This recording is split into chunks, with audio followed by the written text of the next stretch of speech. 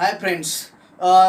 कल last video में हमने देखा सोर्सेस ऑफ बोरोड कैपिटल का इंट्रोडक्शन किया हमने कि बोरोड कैपिटल कैसे होता है। बोरोड कैपिटल के लिए मेमोरेंडम में क्या प्रोविजन होती है, आर्टिकल ऑफ एसोसिएशन में किसको पावर्स दी गई है। उसके बाद बोरोड कैपिटल के अलग अलग सोर्सेस हमने अंडरस्टैंड किए थे यानी स्टडी किए थे, जिसमें से हमने स्टडी किए थे इशू ऑफ डिवेंचर। तो आज हम स्टार्ट करने वाले हैं डिवेंचर। सबसे इम्पोर्टेंट पॉइंट्स है तुम्हारा ये इसमें डिवेंचर्स पे मिनिमम 12th के एग्जाम में तुम्हें 10 मार्क्स के लिए या फिर 8 मार्क्स के लिए एक क्वेश्चन सेट होता ही है उसके लिए। तो फिर डिवेंचर्स क्या होते हैं। डिवेंचर्स सबसे फर्स्ट लास्ट डे के वीडियो में मैंने बताया था कि लास्ट डे के वीडियो में क्या बताया था कि डिवेंचर एज एन इंस्ट्रूमेंट एक ऐसा इंस्ट्रूमेंट है जो कंपनी इन्वेस्टर से लोन लेती है, उसके बदले में इंडेप्टेडनेस यानी लोन लिया है उसका एक्सेप्टेंस कंपनी करती है। एक सर्टिफिकेट होता है डिवेंचर सर्टिफिकेट, यानी इन्वेस्टर इन्वेस्ट करता है उसके बदले में वो एक सर्टिफिकेट लेता है कि उसमें उसे डिवेंचर सर्टिफिकेट कहते हैं। तो फिर कंपनी हम स्टार्ट करेंगे debentures are one of the principal sources of raising borrowed capital to meet long and medium term financial needs. Debentures क्या है? Debentures are one of the principal sources. ये every business organisation का या फिर every trading organisation या फिर joint stock company का debentures are one of the principal sources, एक इंपॉर्टेंट सोर्सेज है जिसके थ्रू कंपनी अपनी large number of capital arrange कर सकती है, large capital huge capital arrange कर सकती है। Debentures are one of the principal sources of raising borrowed capital to meet long and medium term financial needs. Business की जो long and medium terms की जो नीड्स है उसके लिए डिवेंचर सबसे इंपॉर्टेंट या फिर प्रिंसिपल सोर्सेस है, एक बेसिक सोर्स है, एक इंपॉर्टेंट सोर्स है। Over the years debentures have occupied a significant position in the financial structure. Company का जो कुछ फाइनेंशियल स्ट्रक्चर होता है कि कंपनी कितना कैश अरेंज करेगी, कैसे करेगी, उसका यूज क्या करेगी, किससे कितना लेना है, ऑन कैपिटल कितना है, बोरोड कैपिटल कितना है, उसमें ऑन कैपिटल के सोर्सेज से कितना है, बोरोड कैपिटल के सोर्सेज में डिवेंचर्स का रोल कितना होगा। तो over the years debentures have occupied a significant position in the financial structure of the company का जो फाइनेंशियल स्ट्रक्चर बनता है या फिर फाइनेंशियल स्ट्रक्चर होता है उसमें सिग्निफिकेंट एक इंपॉर्टेंट पोजीशन होती है किसकी? डिवेंचर्स की। डिवेंचर ओवर द इयर्स कुछ सालों से डिवेंचर्स की ऑक्यूपाइड की है, उसने एक पोजीशन ऑक्यूपाइड की है, एक सिग्निफिकेंट पोजीशन किसमें? फाइनेंशियल स्ट्रक्चर्स में of the company. The term, तो फिर डिवेंचर्स क्या है? The term debenture has come from the Latin word debere.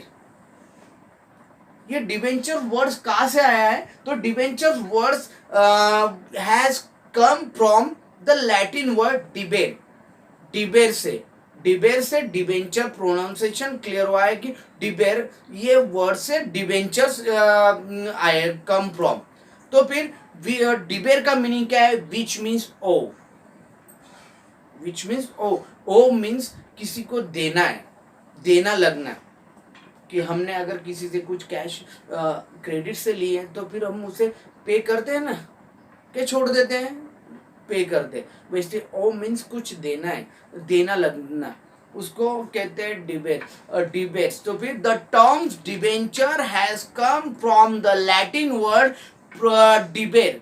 Latin word debere से ये कम आया विच मीन्स टू ओ, जिसका मतलब है कि देना लगना है, कंपनी को कुछ देना लगना है, कंपनी को अपने जो कुछ डिवेंचर होल्डर्स है उसके लिए। The terms debentures has not been defined clearly under the act section 2 subsection 30 of the company act 2013। जो डिवेंचर्स की डेफिनेशन हम स्टडी करते हैं, डिवेंचर्स की डेफिनेशन स्टडी करते वक्त debentures, the term debentures has not been defined clearly. Company act 2013 में section 2 subsection 30 के अंडर एक डेफिनेशन बताई गई है हमें कि चलो डिबेंचर्स क्या है, बट वो debenture is not defined clearly. वो क्लियरली हमें अंडरस्टैंड होगा या फिर डिबेंचर्स क्या है उस डेफिनेशन से नहीं समझता है। लेकिन क्या है वो डेफिनेशन हम देखेंगे under the company act section 2 subsection 30 के अंडर को क्या है, only stated that the word debenture, जो डिबेंचर ये वर्ड है उसमें इंक्लूड डिबेंचर स्टॉक, डिबेंचर्स का स्टॉक है, bonds and any other instrument of a company evidencing or debt who whether constituting a charge of an assets or company or not।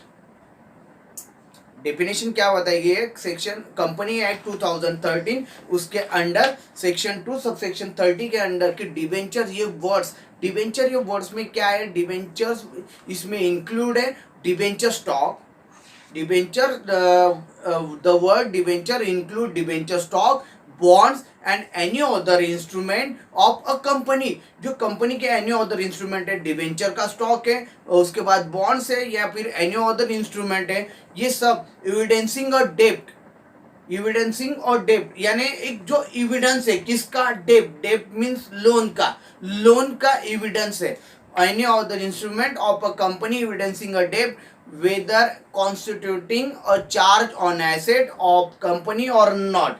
यानी जो company capital arrange कर रही है वो ऐसे company के एसेट पे चार्ज किया है या फिर नहीं भी किया है, बट एक्चुअल डिवेंचर्स कंपनी के एसेट्स पे चार्ज किया है। चार्ज करना क्या होता है, मोबाइल का चार्जिंग नहीं, तो फिर चार्ज मीन एक कंपनी में, जैसे कि एक सिंपल एग्जांपल बताता हूँ। अभी तुम बैंक में गए, बैंक में जाने के बाद तुम्हें लोन लेना है, तो लोन लेते वक्त तुमने एप्लीकेशन किया है बैंक में कि हमें बैंक से 5 लाख रुपीस के लिए लोन का एप्लीकेशन किया है। 5 लाख रुपीस लोन देते वक्त बैंक तुम क्या कहेंगे, हाँ चलो ये अच्छा पर्सन है, ये हैंडसम है, ये अच्छा दिखता है, अच्छा बोलता है, अच्छा काम ये कर रहा है, इसको दे दो। ऐसे बैंक करती है नहीं। बैंक क्या डिमांड करती है फिर, बैंक डिमांड करती है प्रॉपर्टी मॉर्गेज, यानी तुम्हारी एक प्रॉपर्टी मॉर्गेज के लिए बैंक की डिमांड होगी। वो अगर प्रॉपर्टी के हिसाब से वो प्रॉपर्टी पे चार्ज करके तुम्हें लोन दिया जाता है। सेम वैसे ही कंपनी अपनी प्रॉपर्टी चार्ज करती है और उससे डिबेंचर्स इशू करती है, यानी डिबेंचर्स के लिए जो कुछ अमाउंट कंपनी डिबेंचर से, ऐसा समझो कि डिबेंचर से कंपनी 1 लाख रुपीस अरेंज करी, तो कंपनी को 2 लाख रुपीस की प्रॉपर्टी मॉर्गेज करनी होगी या फिर चार्ज करनी होगी। ये डिबेंचर का सबसे इंपॉर्टेंट पॉइंट होता है। तो फिर हम सेक्शन, ये बात अलग, हम सेक्शन स्टडी कर रहे हैं सेक्शन 2 सबसेक्शन 30 कंपनी एक्ट के अंडर एक डेफिनेशन किसकी है, डिबेंचर्स की। The word debentures include debenture stock, debentures के जो स्टॉक है उसमें क्या क्या इंक्लूड, डिबेंचर्स ये वर्ड में इंक्लूड है debenture stock, bond and any other instrument of a company evidencing a डेब्ट, यानी एक ऐसी कंपनी के डिबेंचर स्टॉक, उसके बाद बॉन्ड्स और एनी अदर इंस्ट्रूमेंट, ऐसे इंस्ट्रूमेंट है कंपनी के जिसके एविडेंसिंग डेब्ट, जिसके एविडेंस किए गए डेब्ट के लिए, लोन के लिए, whether constituting a charge on assets और कंपनी और नॉट, यानी एसेट चार्ज की गई है या फिर नहीं भी की गई है। तो फिर कंपनी एक्ट के अंडर हमें अंडरस्टैंड हो रहा है, ये डेफिनेशन से हमें अंडरस्टैंड होगा कि डिबेंचर ये क्या है, कि डिबेंचर स्टॉक है, बॉन्ड्स है या फिर एक ऐसे एनी अदर इंस्ट्रूमेंट है जिसका एविडेंसिंग लिया गया है डेब्ट का, जिसके लिए कंपनी ने एसेट चार्ज की है या फिर नहीं भी की है। Under the existing definition, debentures include debenture stock. Debentures means a document which either create or acknowledgement debts. Under the existing definition, जो डेफिनेशन हम स्टडी कर रहे हैं या फिर डेफिनेशन के अंडर हम स्टडी करें, अंडर डेफिनेशन के अंडर क्या बताया जाए, under the existing definition debentures include debenture stock. Debentures में क्या इंक्लूड बताया गया है, डिबेंचर स्टॉक। डिबेंचर्स मीन्स, फिर डिबेंचर्स क्या है, और डॉक्यूमेंट विच एदर क्रिएट और एक्नॉलेजमेंट डेब्ट्स। एक्नॉलेजमेंट मीन्स पोच, यानी एक तुम्हारे पास प्रूफ, क्या प्रूफ है, डेब्ट्स का, मीन्स अ डॉक्यूमेंट, एक ऐसा डॉक्यूमेंट विच एदर क्रिएट्स और एक्नॉलेज डेब्ट के लिए क्रिएट किया गया या फिर प्रूव किया गया है. Ordinary debenture constituted a charge on some property of company.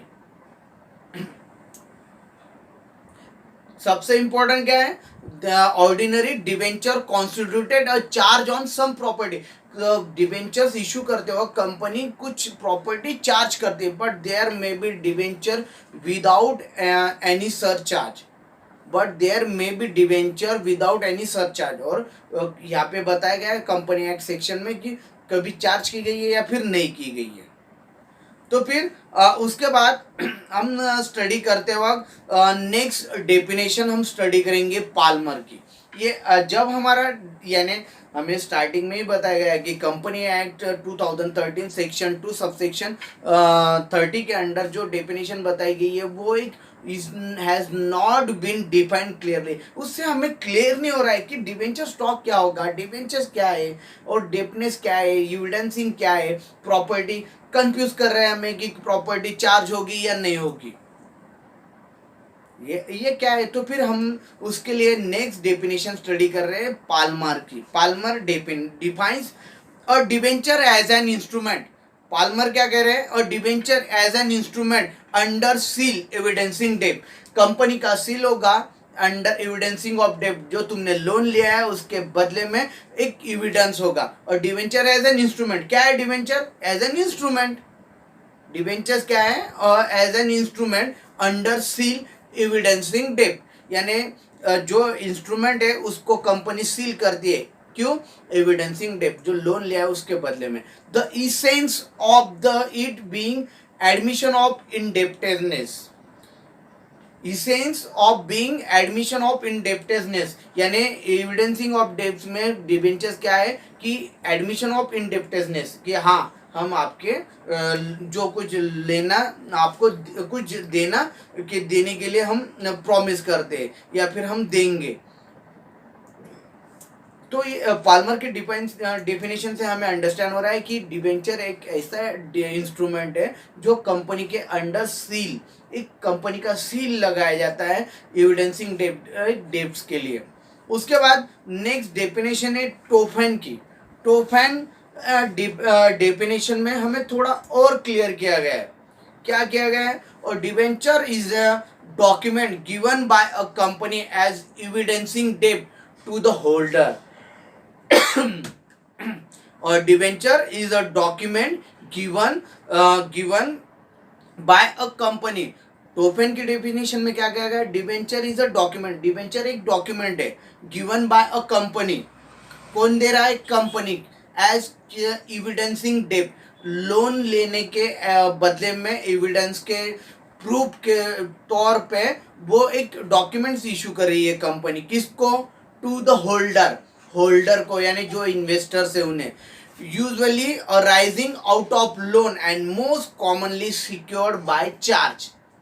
इससे हमें क्लियर हो रहा है, क्या हो रहा है कि usually arising out of loan, यानी लोन ले रही कंपनी, वो कैसे, एंड मोस्ट कॉमनली सिक्योर, और उससे सिक्योरिटी मिल रही है कैसे, बाय चार्ज, यानी एसेट से. अगर कंपनी डूब गई, देखो एसेट चार्ज करके डिबेंचर सिक्योर्ड क्यों होते हैं. अगर कंपनी ने 1 लाख रुपीज के डिबेंचर्स इशू किए, इन्वेस्टर्स ने 1 लाख रुपीज इन्वेस्ट किए कंपनी में, बट वो कंपनी अनफॉर्चुनेटली डिजॉल्व हो गई, तो इन्वेस्टर्स जो डिबेंचर होल्डर्स है उनकी इन्वेस्टमेंट सिक्योर्ड होती है. क्यों, क्योंकि उन्होंने 1 लाख 2 लाख रुपीज की प्रॉपर्टी चार्ज की होती है. वो प्रॉपर्टी सेल कर लेंगे और उन्हें उनकी अमाउंट मिल जाती है.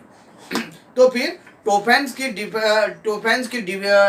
डेफिनेशन में हम देख रहे हैं, और debenture is a document, debenture is a document given by company. Company एक डॉक्यूमेंट दे रही है किसको, होल्डर को, किसके बदले में, ऑफ एज ए एविडेंसिंग डेब्ट, एक एविडेंस है डेब्ट का, यानी लोन का एविडेंसिंग डेब्ट to the holder, usually arising out of loan, जो लोन से अरेंज किया गया है, and most commonly secured by charge, और वो सिक्योर किया गया है एसेट चार्ज करके.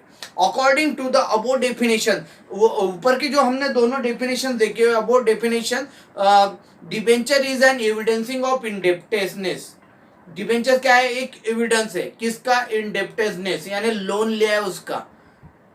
It is an instrument issued in the form of debenture. It is an instrument, और एक ऐसा इंस्ट्रूमेंट है जो फॉर्म इशू किया गया है। It is an instrument issue in the form of debenture certificate, और ये डिवेंचर ये इंस्ट्रूमेंट इशू किया गया in the form of debenture certificate, यानी डिवेंचर सर्टिफिकेट के फॉर्म में ये इंस्ट्रूमेंट इशू किया गया है under the common seal of the company, और कंपनी के कॉमन सील से इसे इशू किया गया है, इसे कंपनी के कॉमन सील से इशू किया गया। तो फिर हमने 3 डेफिनेशन देखी। सबसे फर्स्ट देखी हमने कंपनी एक्ट 2030 के अंडर सेक्शन 2 सबसेक्शन 30, जिसमें हमें थोड़ा सा कंफ्यूज किया गया है उसमें। उसके बाद हमने पाल्मर की देखी, उसके बाद हमने देखी टोफैन की। ओके।